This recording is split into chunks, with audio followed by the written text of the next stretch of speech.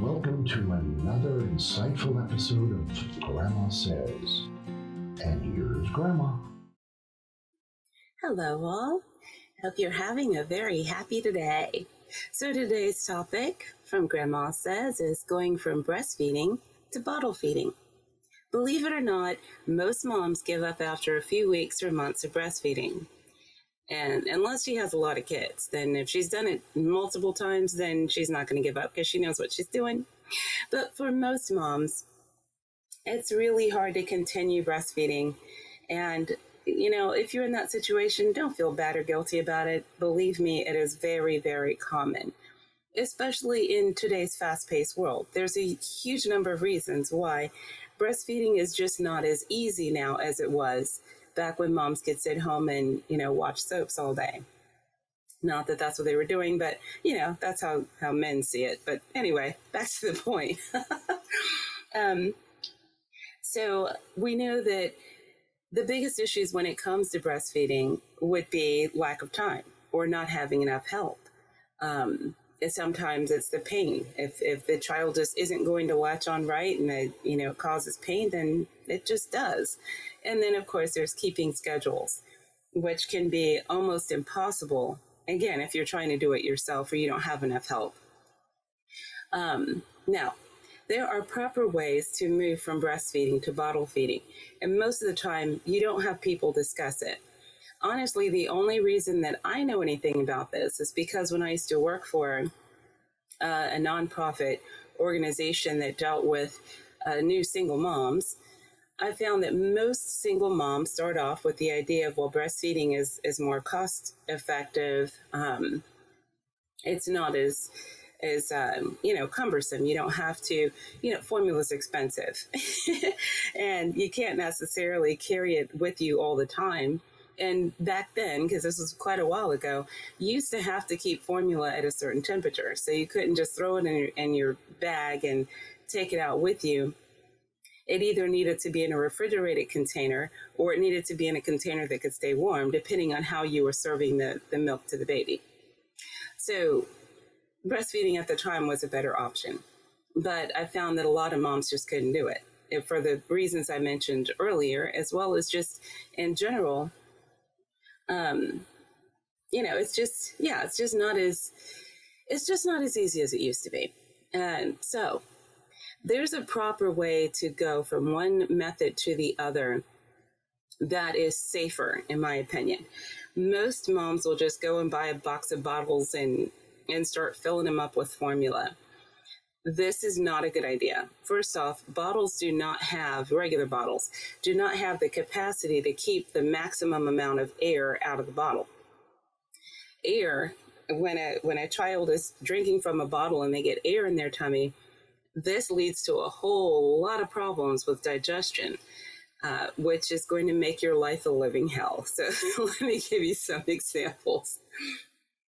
Babies who get too much air in their tummies while feeding can wind up with everything from hiccups to running fevers and ear infections. Yeah, believe it or not, ear infections are usually the result of the child vomiting or having the milk come back up because the air has, the milk is sitting on top of the air.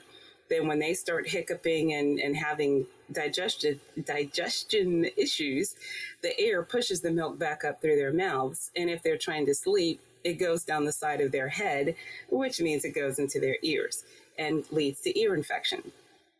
Now, they're too little to put cotton balls and things to prevent ear infection. So at that age, there's not a lot you can do besides change the way you're feeding. Okay, so here's some things to keep in mind. First, the type of formula that you use. You want to make sure that the milk that you're providing for your child is very close to the same temperature as the milk they were getting before. The milk that comes out of your body is usually close to body temperature. So, I'm not going to say it's 98 degrees because I have no idea. I've never tried to use a thermometer to determine how hot milk is when it comes out of a booby. However, if you squeeze it into your hand, it's warmer than, it's not cold, and put it that way. Now, I'm going to go on record to say I do not advocate using regular bottles when you're going from breastfeeding to regular feeding. Although I don't promote any particular product, in this case, I'm going to tell you that there's two companies that provide what I call the best bottles. Now, I tried to find the old ones, Enfamil. I looked it up and I don't see them anymore. That doesn't mean they don't sell them, but apparently, I don't know, maybe they sold the design to Playtex. But here's the design I'm talking about. These are disposable bottles where you buy the bottle itself and then you get liners to fill the bottles. This, I would say, is the best. I've used them myself. I've advocated for them with most new moms. I find that kids who use this particular method, this product, their issues with feeding go down to almost no issues at all. And in my opinion, it's the closest to going from a breast nipple to a bottle nipple without causing major issues. So let's get into that a little bit so you know what I'm talking about. Okay, so first off, the disposable bottles, you do have to buy liners. They don't cost very much, but they're little plastic baggies that you slide over the top of the mouth of the plastic bottle itself. So you've got the bottom part that looks like it's like a tube. It's like a little cylinder, and there's an opening at the bottom of it. So you just slide the liner in, and then you, of course, after you fill it, you screw on the top. They usually come with two different types of tops. You have the tops that you travel with, and this is the one that does not have the nipple. And then you have the one that has the nipple. Now, first off, when a child is learning to breastfeed, they tend to, or they're taught to open their mouths wider so their lips can reach around and they're not attached to your nipple. Most bottles work the opposite. They train the child to attach to the nipple on the bottle.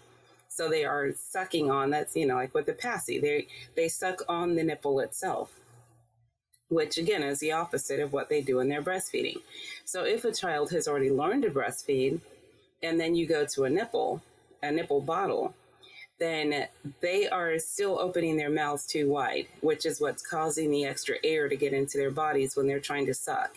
You can sometimes even hear it. Their sucking sounds more like they're trying to suck through a straw instead of latching onto the bottle. So this is already a problem for the kid because you can't retrain a child on how to drink. Once somebody learns how to do something, that's their skill for life. I mean, they can change it, but I'm just saying. Okay.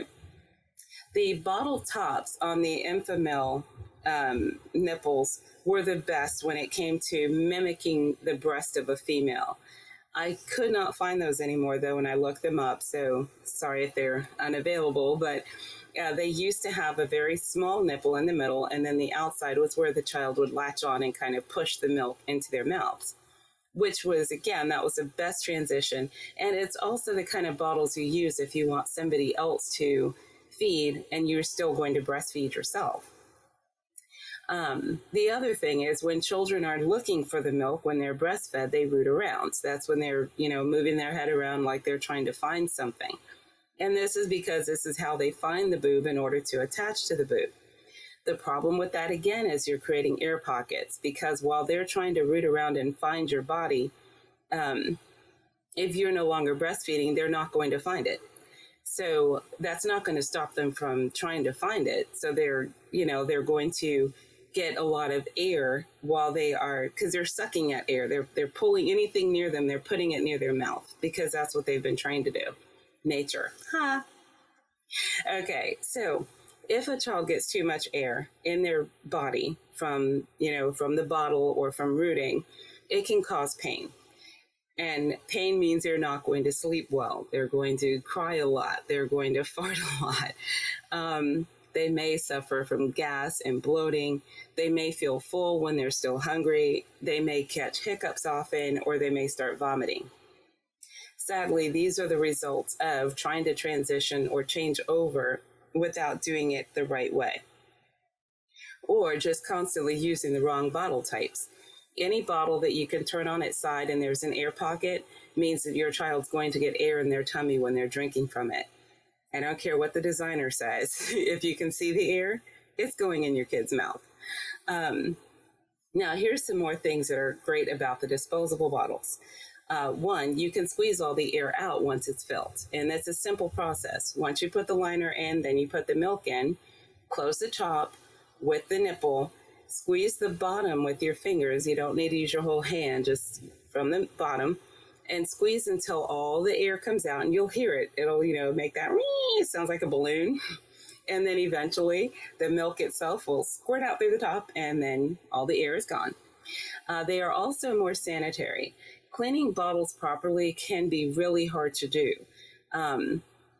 Oftentimes, if you're using regular soap, then you can get soap residue on the nipples. If you're not washing them or rinsing them soon after use, old milk that gets crusted inside the nipple can sour. And then, of course, if the kid drinks it and it's not fully clean, they can get sick from it. Too much soap trying to clean can make a kid vomit because, we're not really supposed to eat soap. I know some grandmas say do it, but yeah, you're not really supposed to eat it. And constant sterilization can be time consuming. And a lot of people skip that part because, well, they just do. You shouldn't, but people do. And the weird thing is, all these years, I have never seen a seriously adequate sterilization system for storing bottles. I don't know why nobody's ever made that. Hint, hint to the companies out there. So, cutting to the chase, the best practice, if you're using disposables, you can just simply rinse off the bottom part because the kid's milk never touches it anyway. So wash it in warm soapy water and rinse it and let it dry. You could sterilize the nipples in boiling water like you normally would. Let the nipple air dry and then seal it in a Ziploc or a baggie so that nothing will get on or in the nipple itself. You can also flip those nipples inside out if we're talking Enfamil, which was another cool thing about them because that allowed you to reach every little piece where the milk would have been.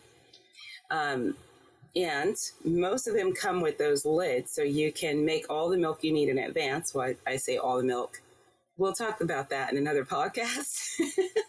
But you can store at least a day's supply of milk safely, already mixed. So you can mix it all in the morning, put it in the fridge, and then heat it as needed. The other great thing about disposable bottles is that they're easy to heat because the bag itself goes down into the heat. So you can put boiling water in a cup, set the bottom half of your disposable, just set the bottle down in the hot water, and the hot water will reach the baggie itself and warm up the milk. Yes, I'm a huge advocate for those things. They're awesome. And it's not just because I'm lazy and you can throw them away instead of washing them. That's besides the point. I'm just saying it makes your life easier. They also have measurements on the side. So you can tell how much milk you're creating. And because it's in the little plastic thingy, if you get clumpy, cheapy formula. Now, I know I'm not going to tell you which brands will do this, but oh my God, if you do get a brand that turns into like chalk dust, you can squeeze it between your fingers in the baggie until it loosens up and then mix it, shake it up again until it turns into actual formula. Something else you can't do with regular bottles, because if that clumpy crap gets in the bottom, all you can do is keep shaking. And if that stuff doesn't loosen up, then your only other alternative is to open it and use a spoon, which really sucks. So yes, those I think are the best bottles if you can get them. Now, going with what's actually available, the only ones I found were Playtex. I have nothing against Playtex personally, but I don't like the way the nipples look. Those things look like, I don't know, like baby cow teats or something. I don't know why the nipple is so big, which means you can't flip them inside out to wash them either. I can tell that by looking at it. And it doesn't look like it's made out of the same rubbery material Enfamil used to use. So if it's that modern day plastic, you might not be able to boil it for sterilization purposes. Now, I don't know if that's true or not, because I've never used it. I'm just saying, from observation, that's what it looks like to me. Okay. So my big issue about the disposables is that ultimately you're making your life easier. you're helping your kid to digest better and squeezing the air out. And kids will eat and sleep with fewer issues because they're not going to have, the constant, what is that? It's like an acid reflux in babies, but there's another word for it. Okay. I think that pretty much covers it on how to use them. You can find them anywhere. I would say order it online if you can because of, COVID. But, and for God's sake, sterilize them before first use and then keep sterilizing after that. Let's see. And as a last note about this, the other cool thing about the disposables is that you can increase the size of the nipple hole using like a needle and just going around in a circle until it expands. Now, I'm going to say this. Companies and doctors are against this, whatever. But when your child reaches a point where formula is not enough and they are just jonesing for more food and they're crying all the time, you can increase the size of the nipple and then add baby cereal like rice and oatmeal and stuff like that. And I'm talking the baby cereal that's in the baby food aisle, not the stuff you're going to find by Cheerios and Chex Mix, okay? No, baby milk. You can add a couple of teaspoons to that, shake it up, and now you have a thicker formula and it'll still come out of the top of the nipple. And in this case, I would say, I'm not going to say ignore your doctor because there's a lot of doctors who will say, oh, you shouldn't give them that when they're that young. Yeah, wait till he stays up all night with a screaming kid who's not full because the formula just wasn't enough. And you can only give them so much before they're sick of it. And it's like they're people, nobody wants to eat the same thing. Can you imagine eating the same thing all day, every day? Oh, my God. So it just gives it a little flavor and thickness and helps them to sleep through the night. Now, do not fill the whole bottle with it. Just add a little bit, shake it up, and it thickens the milk. Okay, I think that's about it. So that's how you go from breastfeeding to bottle feeding in a safe, wholesome way that's easier on you and your kid. And that's all I have to say about that. See you in the next podcast.